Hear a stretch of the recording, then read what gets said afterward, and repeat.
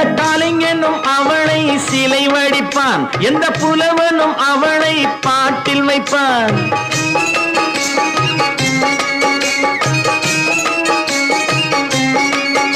எந்த கலைஞனும் அவளை சிலை வடிப்பான், எந்த புலவனும் அவளை பாட்டில் வைப்பான். அந்த இயற்கையும் அவள் மேல் காதல் கொள்ளும், அவள் நினைவாலே என் காலம் செல்லும். நான் பார்த்ததிலே அவள் ஒருத்தியை தான் நல்ல அழகி என்பேன், நல்ல அழகி என்பேன்.